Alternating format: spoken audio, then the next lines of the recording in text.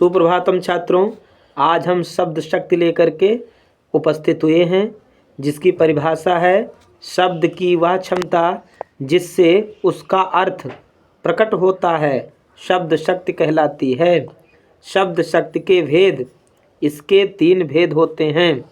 Number 1 अभिधा शब्द शक्ति, number 2 लक्षणा शब्द शक्ति, नंबर 3 व्यंजना शब्द शक्ति।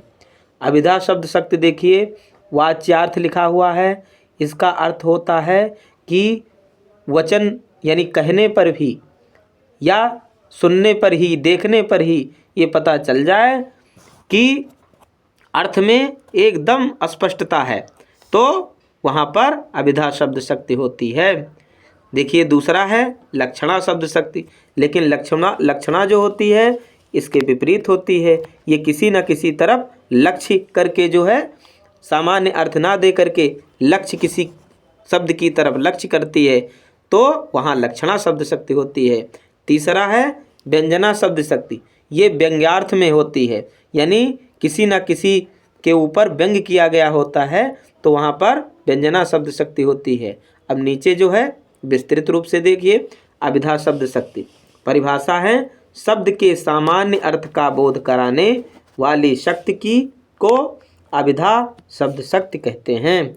अब क्या कह रहा है, सामान्य अर्थ। अब यहाँ देखो उदाहरण, छात्र प्रतिदिन व्यायाम करता है, तो छात्र प्रतिदिन, अब इसमें अर्थ की स्पष्टता है कि छात्र प्रतिदिन व्यायाम कर रहा है। राधा गाना गाती है, तो राधा गाना गाती है, स्पष्ट है कि राधा ने ही गाना गाया है, यानी राधा ही गाना गाती है। तो यहाँ जहाँ स्पष्टता दिखाई पड़े वहाँ पर यानी सामान्य अर्थ का बोध कराने वाली जो शक्ति होती है वो अभिधा शब्द शक्ति कहलाती है। दूसरा देखिए लक्षणा शब्द शक्ति परिभाषा है जिस वाक्य में साधारण अर्थ की अपेक्षा, यानी इसमें साधारण अर्थ नहीं दिखाई पड़ता है, भिन्न अर्थ निकले, यानी साधारण अर्थ की अपेक्षा भिन्न माने अलग अर्थ निकले, वह लक्षणा शब्द शक्ति कहलाती है। जैसे रमेश देवता है, कोई इंसान तो देवता होता नहीं है। अब यहाँ देखिए लक्ष्य बनाकर बताया गया रमेश तो देवता है, यानी रमेश के अंदर ऐसे गुण हैं कि वो देवताओं वाले गुण हैं, तो डायरेक्ट रमेश को देवता कह दिया गया है। इसी तरह से राजेश गधा है, राजेश गधा नहीं है, राजेश राजेश है, लेकिन गधा का मतलब मूर्ख है। तो यहाँ पर सामान्य यानी साधारण या सामान्य अर्थ की अपेक्षा दूसरा अर्थ निकल रहा है। जैसे पेट में आग लगी है, पेट में आग नहीं भूख लगती है, लेकिन यहाँ पर आदमी कहता है आपके पेट में आग लगी है, तो पेट में आग लगने का मतलब किसी दूसरे अर्थ की तरफ बताया जा रहा है, तो भिन्न अर्थ निकल रहा है, तो यहाँ पर लक्षण दिखाई पड़ता है, तो लक्षणा हो जाएगी। अब अगला है व्यंजन शब्द शक्ति, व्यंजना शब्द शक्ति। तो इसकी परिभाषा देखिए, जब किसी वाक्य में मुख्य अर्थ की अपेक्षा किसी गूढ़ अर्थ की व्यंजना हो तो व्यंजना शब्द शक्ति होती है। गूढ़ का मतलब ये होता है कि बहुत गहराई से गहरा अर्थ निकले, अधिक अर्थ निकले, कई अर्थ निकले।